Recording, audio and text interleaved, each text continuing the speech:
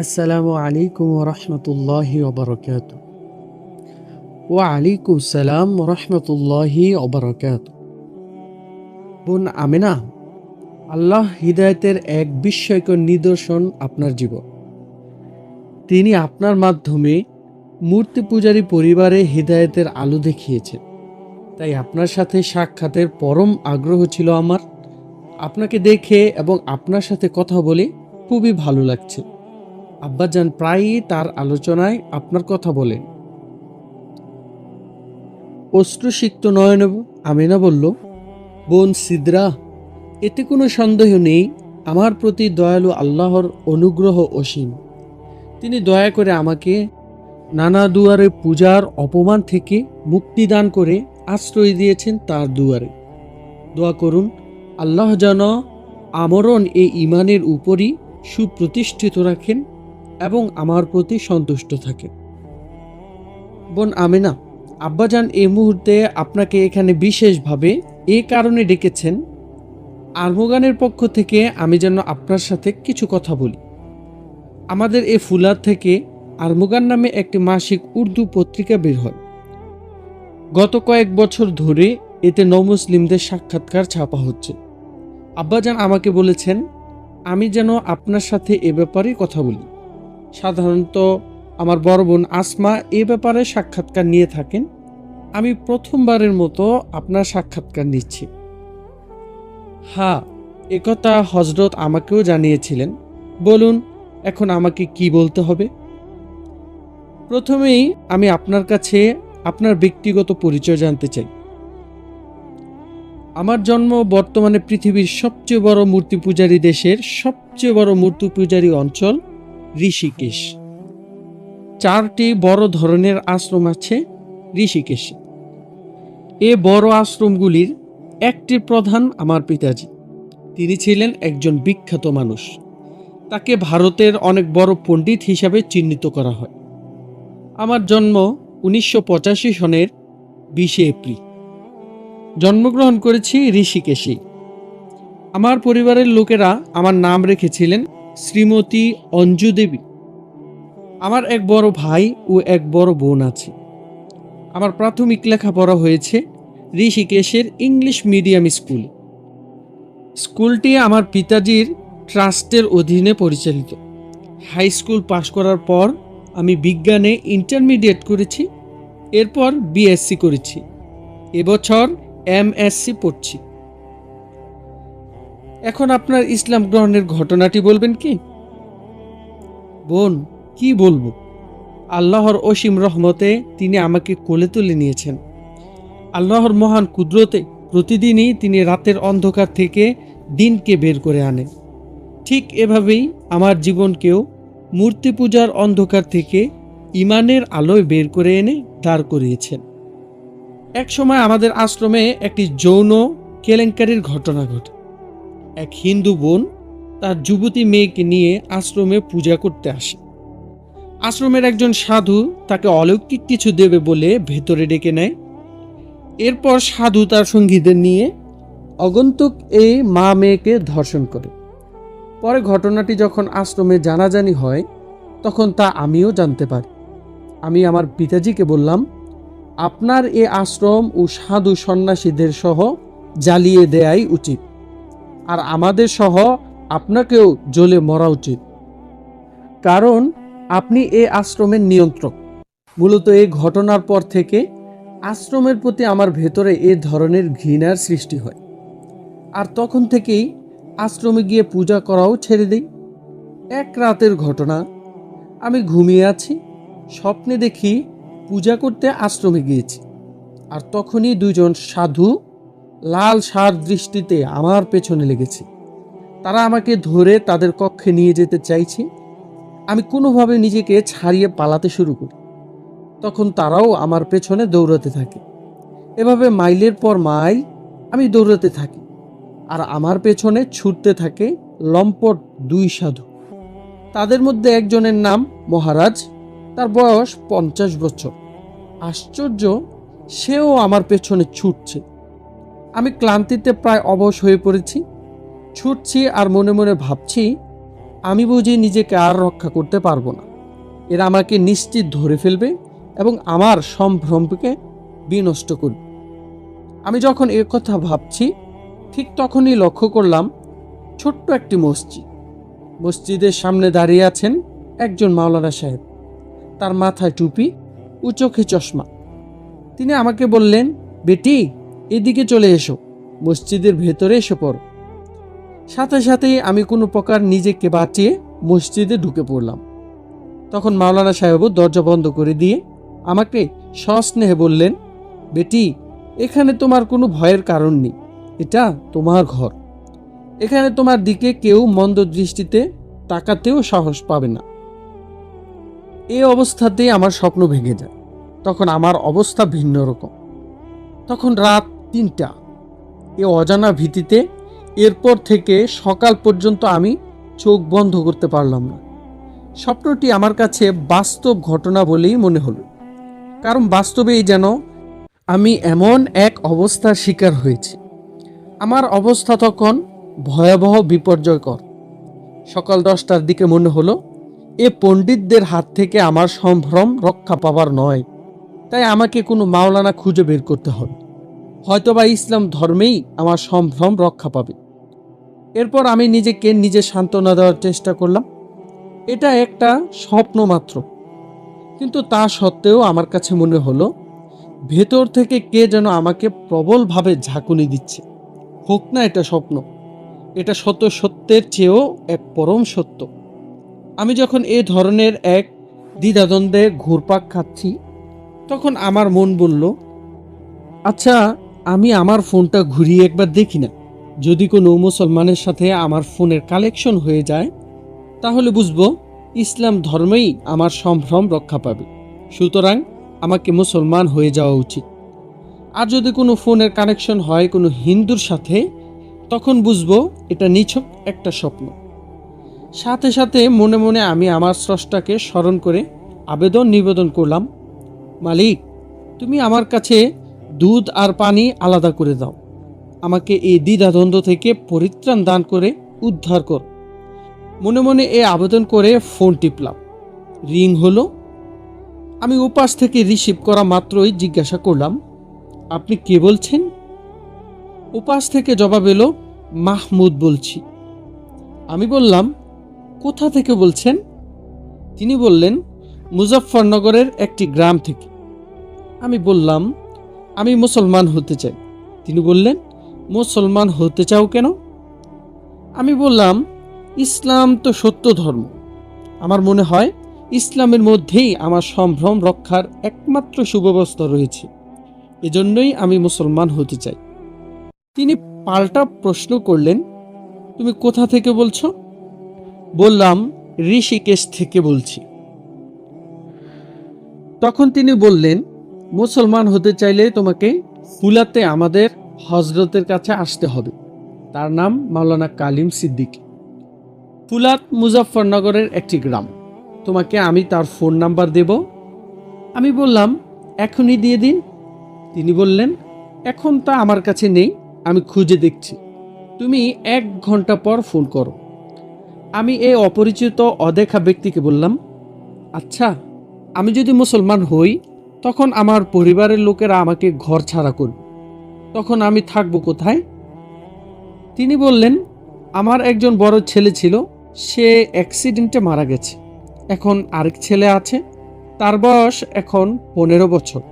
তুমি যদি মুসলমান হও, তাহলে তোমাকে আমি তার সাথে বিয়ে দিয়ে দেব, আর তুমি আমার ঘরেই থাকবে। আমি বললাম, এ অঙ্গীকার মনে থাকবে তো? তিনি বললেন, অবশ্যই মনে থাকবে। তখন আমি চরম অস্থিরতায় কাঁপছি। এই অবস্থায় 1 ঘন্টা অপেক্ষা করা আমার জন্য সহজ ছিল না। 50 মিনিট যেতেই আমি ফোন করলাম, কিন্তু তখনও তিনি মাওলানার ফোন নাম্বার সংগ্রহ করতে পারেননি। এরপর আমি 1 ঘন্টা আধা ঘন্টা পর পর ফোন করতে থাকি এবং ক্ষমা চেয়ে বলি, আমি আপনাকে বিরক্ত করছি, কিন্তু কি করব বলুন, ইসলাম গ্রহণ ছাড়া আমি আর থাকতে পারছি না। তিনি আমাকে সান্ত্বনা দিয়ে বললেন, তোমাকে আর ফোন করতে হবে না, আমি নিজেই সকালবেলা তোমাকে ফোন করব। রাতটা খুব কষ্টে পার হলো। সকাল 9টা পর্যন্ত অপেক্ষায় থাকলাম। এরপর নিজেই ফোন করলাম। তিনি বললেন এখনও ফোন নাম্বার সংগ্রহ করতে পারেননি। আমি বার্লিতে এক লোক পাঠিয়েছি, সে ফোন নাম্বার নিয়ে এলেই আমি তোমাকে ফোন করব। 11:30টায় তার ফোন পেলাম, আর পেয়েই মাওলানা সাহেবকে ফোন করলাম। মাওলানা সাহেব ফোন রিসিভ করে বললেন, আসসালামু আলাইকুম। আমি বললাম, জি সালাম, আপনি কি মাওলানা কালিম সাহেব বলছেন? তিনি বললেন, হ্যাঁ আমি কালিম বলছি। আমি বললাম, আমি মুসলমান হতে চাই। তিনি বললেন, তুমি কোথা থেকে বলছো? তখন আমি বললাম, ঋষিকেশ থেকে। তিনি বললেন, এখানে তুমি কিভাবে আসবে? আমি বললাম, আমি একাই চলে আসতে পারবো। তিনি বললেন, তুমি ফোনে কালেমা পড়ে নাও। আমি বললাম, ফোনেও মুসলমান হওয়া যায়? তিনি বললেন, যাবে না কেন?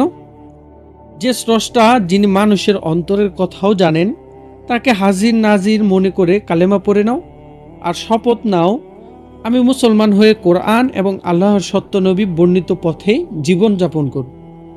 আমি বললাম, তাহলে আমাকে তাই করে দিন। মাওলানা সাহেব আমাকে কালেমা পড়ালেন। সে সাথে বললেন, সাথে হিন্দিতে এর অর্থটাও বলো। কিন্তু কথা শেষ হওয়ার আগেই আমার ফোন কেটে গেল। আমার ব্যালেন্স শেষ হয়ে গেছে। আমি দ্রুত ফোনে টাকা ঢোকালাম, কিন্তু এরপর আর ফোনে মাওলানা সাহেবকে পাওয়া গেল না। আমার তখন কি যে অস্থিরতা! আমি না পারি নিজেই নিজেকে অভিশাপে জ্বালিয়ে ফেলি।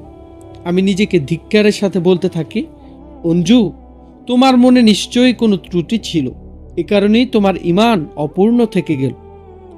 আমি আমার স্রষ্টার কাছে আবেদন করতে লাগলাম, ডাকতে লাগলাম, হে সত্য মালিক, তুমি আমার সামনে ঈমানের প্রদীপ জ্বালিয়ে দিয়েছ। আমি অপবিত্র, আমি ঈমানের অনুপযুক্ত, কিন্তু তুমি তো দাতা, যাকে ইচ্ছা তাকে তুমি ভিক্ষা দিতে পারো। তুমি আমাকে ঈমান ভিক্ষা দাও। তৃতীয় দিন আমি কেঁদে কেঁদে আমার মালিকের কাছে আবেদন করলাম। এরপর ফোন করতেই মাওলানা সাহেবকে পেয়ে গেলাম। আমি তাকে পেয়ে যাওয়ার পর নেই আনন্দিত হয়ে বললাম, মাওলানা সাহেব, আমার আত্মার অপবিত্রতার কারণে আমার ঈমান অপূর্ণ রয়ে গিয়েছিল। আমার মোবাইলে টাকা শেষ হয়ে গিয়েছিল। এরপর থেকে আমি অবিরাম চেষ্টা করতে থাকি, কিন্তু আপনার সাথে কোনোভাবেই যোগাযোগ করতে পারলাম না। মাওলানা সাহেব অত্যন্ত আন্তরিকতার সাথে আমাকে বললেন, বেটি, তোমার ঈমান তো পূর্ণ হয়েই গিয়েছিল, আর আমি নিজেই তোমাকে ফোন করব বলে ভাবছিলাম, কিন্তু তখন এক জরুরি প্রোগ্রামে যাচ্ছিলাম। আমার এক সফর সঙ্গী গুরুত্বপূর্ণ বিষয়ে আমার সাথে কথা বলছিলেন, যে কারণে আর ফোন করতে পারিনি। এমনই ব্যস্ততা ছিল, ফোন মাঝে মধ্যে নামে মাত্রই খুলেছি। আমি বললাম, এবার আপনি আমাকে আরেকবার কালিমা পড়িয়ে দিন। ফোনটা আবারও কেটে গেল। আমার অবস্থা তখন ভয়াবহ, দম বন্ধ হবার উপক্রম হল। আমি আমার মালিকের কাছে আবেদন করতে লাগলাম, মালিক, আজও কি আমার ঈমান অপূর্ণই থেকে যাবে? ঠিক এ সময় মাওলানা সাহেবের ফোন এল। আমি আনন্দে ফোন রিসিভ করলাম। তিনি বললেন, আমি তোমার ফোন কেটে দিয়েছি, যদি আবার ব্যালেন্স শেষ হয়ে যাবার কারণে তোমার ফোন বন্ধ হয়ে যায়। এরপর তিনি বললেন, কালেমা পড়ো। আমি কালেমা পড়লাম, হিন্দিতে অঙ্গীকার করলাম। তিনি আমাকে কুফর শিরিক সহ সব ধরনের পাপ থেকে তওবা করালেন। আল্লাহ এবং তার নবীর আনুগত্যের উপর শপথ করালেন। এরপর তিনি জিজ্ঞাসা করলেন, আমার ফোন নাম্বার তোমাকে কে দিয়েছে? আমি বললাম, মুজফফরনগরের মাহমুদ সাহেব। তিনি বললেন, এখন তুমি কি করবে? আমি বললাম, আমি সব কিছু আগেই ভেবে রেখেছি। মাহমুদ সাহেব কথা দিয়েছেন, তিনি আমার দেখাশোনার দায়িত্ব নেবেন। মাওলানা সাহেব আমাকে দোয়া করে বললেন, যে কোনো সমস্যা হলে অবশ্যই আমাকে আগে ফোন করুন। মাশাআল্লাহ। এরপর আপনি কি করলেন? মাহমুদ সাহেবকে, যিনি এখন আমার আব্বা হন, ফোন দিয়ে বললাম, আমি মুসলমান হয়ে গেছি। তিনি বললেন, কিভাবে? বললাম, হজরত মাওলানা সাহেব ফোনেই আমাকে কালিমা পড়িয়ে দিয়েছেন এবং বলেছেন, ফোনে আর সাক্ষাতে কালিমা পড়ার মধ্যে কোনো পার্থক্য নেই। আমি আব্বাজিকে বললাম, এখন আমি ঋষিকেশে থাকতে পারবো না। আব্বাজি বললেন, বেটি, আমাদের কারো দেখা সাক্ষাৎ নেই। কি তোমার পরিচয়? তোমার বাবা কি করেন? আমি বললাম, আমার পিতাজি ঋষিকেশের এক বড় আশ্রমের পণ্ডিত ও দায়িত্বশীল। আমি এখন MSc পড়ছি। আব্বাজি বললেন, বেটি, তুমি অত্যন্ত বড় ঘরের মেয়ে, আর আমি নিতান্তই গরিব। আমি বললাম, আপনার ঘরে এসে আমি কাজ করে খাবো।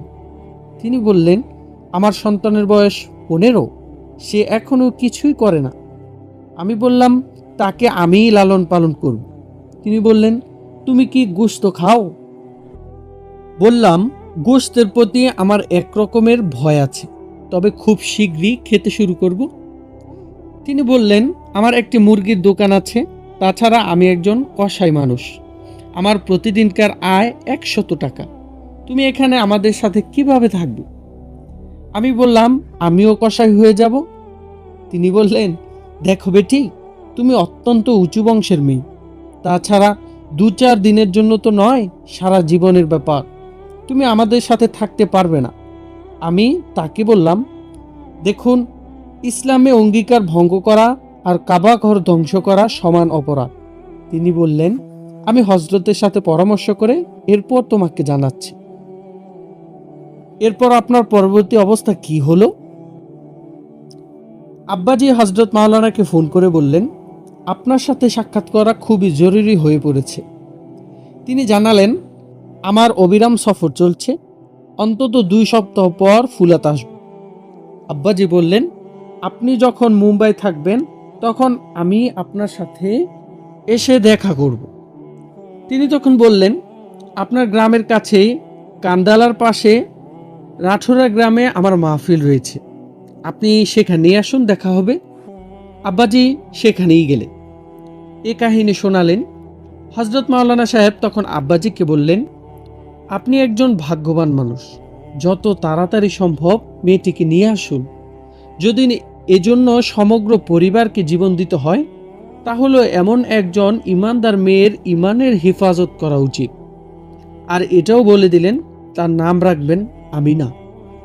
সাথে বিয়ে শাদী সংক্রান্ত কাগজপত্রের জন্য কয়েকজন উকিলের ঠিকানা দিয়ে দিলেন। এদিকে আমার অবস্থা এমন হয়েছিল যে আমার পক্ষে মূর্তি পূজারী পরিবেশে আর 1 মিনিট অবস্থান করাও সম্ভব ছিল না। প্রতিটি মিনিট আমার কাছে এক একটি মাস মনে হলো। মনে এক অজানা তোলপাড় সৃষ্টি হতে লাগলো। আমি কোনোভাবেই নিয়ন্ত্রণ করতে পারছিলাম না। 2 দিন পর ঠিকানা নিয়ে আমি একাই আব্বাজির ঘরে এসে যাই। আমি সেখানে 2 দিন অবস্থান করি। এরপর তিনি আমাকে নিয়ে মিঠার যান। পথে ফুলাতে হযরতের সাথে সাক্ষাতের কথা হয়। আমার ভাগ্য খুবই প্রসন্ন ছিল। তিনি তখন ফুলাতেই ছিলেন। বোন সিদরা, আমি ভাষায় প্রকাশ করতে পারবো না তাকে দেখার পর আমার মনে কি অনুভূতি হয়েছিল। আমি এক শিশুর মতোই তাকে জড়িয়ে ধরেছিলাম। তার দিকে তাকিয়ে দেখলাম, স্বপ্নে আমাকে যিনি মসজিদে আশ্রয় দিয়েছিলেন, ইনিই সে মাওলানা সাহেব। সে চশমা, সে টুপি। আমি তখন বারবার বলতে থাকি, আপনিই ছিলেন, আপনিই ছিলেন। আসলে তাকে দেখে আমি এতটাই আবেগপ্রবণ হয়ে পড়েছিলাম, আমি ভুলেই গিয়েছিলাম একজন অপরিচিত পুরুষের সাথে আমি আমার যৌবন বয়সে কথা বলছি। তখন আমার কাছে মনে হলো আমি এক ছোট্ট শিশু, আমি আমার মায়ের সাথে কথা বলছি। সেখান থেকেই আব্বাজির সাথে মিরাট গেলাম। আমার ইসলাম গ্রহণ সংক্রান্ত কাগজপত্র সম্পূর্ণ করলাম। 1 মাসের ভেতরে আমি নামাজ শিখে নিয়েছি। প্রতিদিন ফাজাইল আমল পড়তাম। আমাকে পরিবারের সকলেই খুব ভালোবাসতেন। গ্রামের মেয়েরা আমাকে বরাবর সঙ্গ দেয়। আব্বাজির এক আত্মীয়, তার সাথে কোনো বিষয়ে আব্বাজির বিরোধ ছিল। আমার বিষয়টি সে লোক জানতে পারে।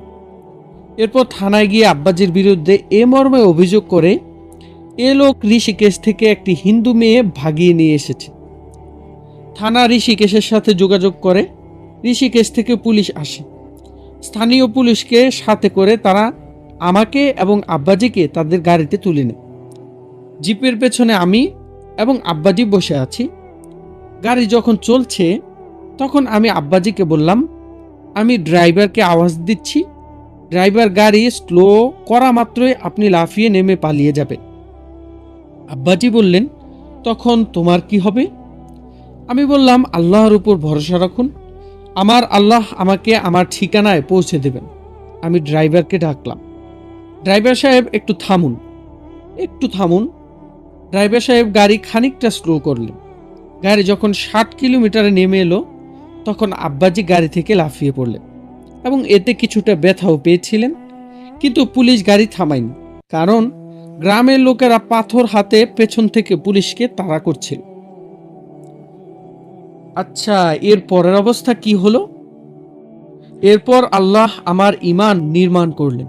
ফাজাইল আমল থেকে লেখা দেখে সাহাবাই কেরামের কাহিনীগুলো আমি পূর্বেই পড়েছিলাম। এই কাহিনীগুলো স্বাদ নেওয়ার সুযোগ হলো। আমার পরিবারের লোকেরা আমাকে প্রচুর শাস্তি দিয়েছে।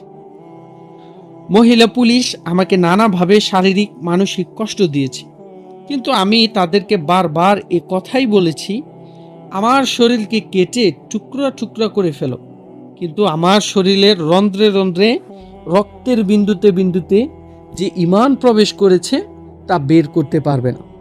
আমার শরীর রক্তাক্ত দেখে কেউ কেউ কেঁদে উঠত। আমাকে যারা মারত তাদের চোখ দিয়ে পর্যন্ত অশ্রু ঝরত, কিন্তু আমার কান্না পেত না। আমি বরং একরকমের গভীর স্বাদ আস্বাদন করতাম।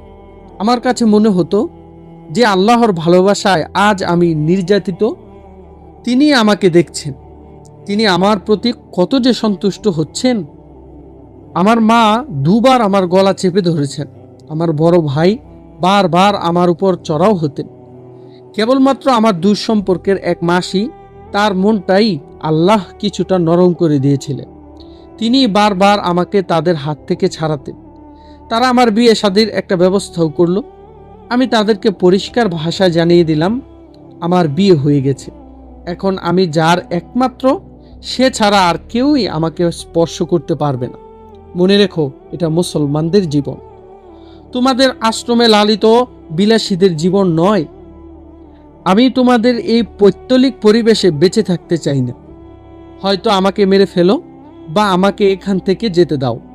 আমাকে যদি এখানে রাখতে চাও, তাহলে এর পথ একটাই, তোমরা সকলে মুসলমান হয়ে যাও। আমাকে মেরে মেরে তারা ক্লান্ত হয়ে গিয়েছে। আমাকে কয়েকবার বিষ পান করানোর পরিকল্পনা গ্রহণ করা হয়। এক আধবার আমার আব্বাজির কাছে এ মর্মে ফোনও করা হয়, এই মেয়েকে এসে নিয়ে যাও। যখন তিনি আসার জন্য প্রস্তুত হন, তখন আবার ফোনে নিষেধ করে দেওয়া হয়। একদিন আমার পিতাজি আমার আব্বাজিকে ফোন করে জানালেন, আমরা এ মেয়েকে বিদায় করে দেব, কিন্তু সেটা কিভাবে করব? আপনি মুসলমান আর আমরা হিন্দু। আব্বাজি বললেন, এর সুরাহা খুবই সহজ, আপনারাও মুসলমান হয়ে যান। মুসলমান হওয়ার পর যদি মেয়েকে এখানে না দিতে চান, তাহলে আমি আমার কলিজার টুকরা ছেলেকেই আপনার সেখানে পাঠিয়ে দেব। আমাকে একদিন পরিবারের লোকেরা খুব মারধর করছিল। আমার সে মাসি কোনোভাবেই আমাকে ছাড়িয়ে নিলেন। ঘরের লোকজন চলে যাওয়ার পর মাসি আমাকে বললেন, অঞ্জু, তুই যে মালিকের প্রতি ঈমান এনেছিস, তিনি যদি সত্যি তোকে চান, তাহলে তুই তাকে একথা কেন বলিস না, হে মালিক, তুমি আমাকে এখান থেকে বের করে নাও। মাসি একথা বলে চলে গেলেন। আমি অজু করে ঘরের দরজা বন্ধ করে দিলাম, 2 রাকাত সালাতুল হাজত পড়লাম এবং প্রাণ খুলে আল্লাহর কাছে আবেদন করলাম, হে আল্লাহ, তোমার প্রতি আমার কোনো অভিযোগ নেই, কারো প্রতি আমার কোনো বিদ্বেষ নেই। আমার প্রতি তোমার করুণা কম কোথায়? তুমি আমার মতো এক গুনাহগারকে এই শিরিকের নগরীতে ঈমান নসিব করেছ। আমার মতো এক অপবিত্র দাসীকে সাহাবায়ে কেরামের মতো মার খাবার সুযোগ করে দিয়েছ। হে আল্লাহ, তুমি সকল কষ্টকে আমার জন্য আনন্দের উৎস করে দিয়েছ। আমি কোথায় আর ঈমান কোথায়? কিন্তু হে আল্লাহ, আমার মাসি ভাববে এর আল্লাহ একে চায় না, বা সে হয়তো ভাববে আমার আল্লাহ কিছু করতে পারে না। হে আল্লাহ, তুমি আমাকে আমার এ মাসির মাধ্যমে আমার ঘরে পৌঁছে দাও। আচ্ছা, এরপর কি অবস্থা হয়েছিল বলুন তাড়াতাড়ি। এরপর পিতাজি কোনো কুলকিনারা না পেয়ে আশ্রমের লোকদের সাথে পরামর্শ করলেন। তারা পরামর্শ দিল, এ মেয়ে বিধর্মী হয়ে গেছে, এখন তাকে যতই মারপিট করা হবে, ততই ঋষিকেশে এটা নিয়ে আলোচনা সমালোচনা চলবে। আমরা ভালো মনে করছি একে এর স্বামীর ঘরে নীরবে পাঠিয়ে দেওয়াই হবে উত্তম কাজ। এরপর পিতাজি শ্বশুর আব্বাজিকে ফোন করে বললেন, আপনারা আমাদেরকে ভয় করছেন, আমরাও আপনাদেরকে ভয় করছি। ভালো হয় মাঝামাঝি কোনো একটা স্থান ঠিক করুন, যেখানে আমরা অঞ্জুকে নিয়ে আসব, আপনারা সেখানেই থাকবেন। পরস্পর কথা বলে ঠিক করলেন সাহারানপুর। আব্বাজি তার এক পরিচিত জনের ঠিকানা দিলেন। পরের দিন সকালে পিতাজি এবং আমার মাসি আমাকে নিয়ে সাহারানপুর চলে এলেন। এরপর আমরা স্বামীর বাড়িতে চলে এলাম। আমি আমার মাসিকে বললাম, মাসি দেখলেন, আমি এদিকে আল্লাহকে বললাম, আর সাথে সাথেই তিনি ওদিকে আমার মুক্তির ব্যবস্থা করে দিলেন। আমার পিতাজিকে বাধ্য করলেন আমাকে এখানে পৌঁছে দিতে। মাসি বলুন, এমন আল্লাহর প্রতি ঈমান না এনে বেঁচে থাকা কি ভালো? আমার কথায় আমার মাসি খুবই আশ্চর্য হলেন। সাহারানপুর থাকতেই আমি আমার মাসিকে ঈমানের দাওয়াত দিলাম। তিনি সাথে সাথেই রাজি হলেন। আমি চলতি পথেই তাকে কালেমা পাঠ করালাম। গ্রামে পৌঁছার পর আপনার অবস্থা কি হলো? আমার ব্যাপারটি গ্রামের লোকেরা আগেই জেনে নিয়েছিল, তাই অবস্থা জানার জন্য গ্রামের মানুষ পথে নেমে এসেছে। মনে হলো গ্রামে যেন ঈদ উৎসব নেমে এসেছে। আমার সে আনন্দ এখনো মিলিয়ে যায়নি। একবার এক অনুষ্ঠানে আমি হজরত মাওলানা সাহেবের সাথে দেখাও করতে গেলাম। তখন তিনি আমাকে বললেন, গ্রামের মেয়েদের মধ্যে কাজ করতে হবে। আলহামদুলিল্লাহ, গ্রামের অনেক মেয়েই আগে নামাজ পড়তো না, রোজা রাখতো না, দিন থেকে তারা অনেক দূরে ছিল। এখন তারা রীতিমতো নামাজ পড়ছে। আমার প্রতি আল্লাহর এটা বিশেষ অনুগ্রহ। তারা এখন শুধু নামাজই পড়ছে না, নফল নামাজও পড়ে, নফল রোজা রাখতেও চেষ্টা করে। তাছাড়া আমিও এখানে প্রাণ খুলে ইবাদত বন্দেগীর সুযোগ পাচ্ছি, কোরআন পড়ছি। পরিবারের লোকেরা আমাকে খুবই ভালোবাসে। আপনি কি গরুর গোশত খেতে আরম্ভ করেছেন? আল্লাহ গোশতকে হালাল করেছেন। আল্লাহ গোশতকে খাদ্যের রাজা বানিয়েছেন। এখন গোশত আমার একটি প্রিয় খাবার।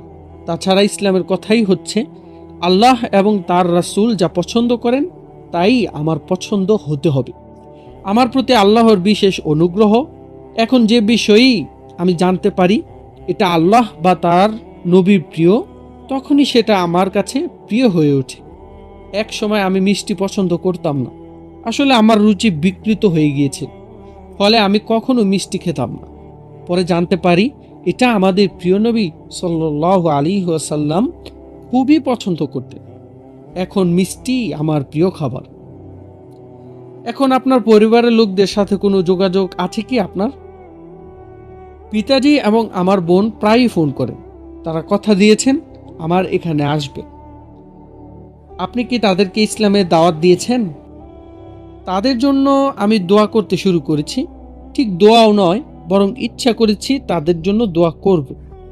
এমনভাবে দোয়া করব যেটাকে দোয়া বলা হয়। এরপর অবশ্যই তারা মুসলমান হয়ে যাবেন। আসলে দোয়া তো আল্লাহই করান। আমি এই আশায় আছি এমন এক দোয়া আল্লাহ আমাকে দিয়ে করাবেন। আপনাকে অনেক অনেক ধন্যবাদ বোন। আপনার জীবন ইতিহাস শুনে আমাদের ইমানে ও অনুভূতিতে প্রচণ্ড রকমের নাড়া দিয়েছে। আপনাকেও অনেক ধন্যবাদ। দোয়া করুন আল্লাহ তাআলা যেন শেষ পর্যন্ত ইমানের সাথে অবিচল থাকার তৌফিক দান করেন। আলহামদুলিল্লাহ, আমরা আমাদের এই নও-মুসলিম বোনের সাক্ষাৎকারটি এখানেই শেষ করলাম। আশা করি আপনাদের কাছে ভালো লাগবে। যদি আমাদের এই কন্টেন্টগুলো আপনাদের কাছে ভালো লেগে থাকে তাহলে অবশ্যই আমাদের ভিডিওতে লাইক করবেন, কমেন্ট করবেন। কমেন্টে আপনার গুরুত্বপূর্ণ মতামতগুলো আমাদেরকে জানাবেন এবং শেয়ার করে ছড়িয়ে দিবেন আপনার বন্ধু বান্ধবদের কাছে, যেন তারাও এই কাহিনীগুলো শুনে সেখান থেকে শিক্ষা লাভ করতে পারে এবং উপকৃত হতে পারে। আর হ্যাঁ, সাবস্ক্রাইব করতে কিন্তু ভুলবেন না। অবশ্যই আমাদের চ্যানেলটি সাবস্ক্রাইব করে বেল আইকনটি প্রেস করে আমাদের চ্যানেল বইয়ের কণ্ঠস্বরের পাশেই থাকুন। ইনশাআল্লাহ আগামী পর্বে আমরা আমাদের আরেকজন নও-মুসলিম ভাইয়ের সাক্ষাৎকার নিয়ে আপনাদের সামনে উপস্থিত হব। ভাইয়ের ইসলাম পূর্ব নাম রামপাল চৌহান, বর্তমান নাম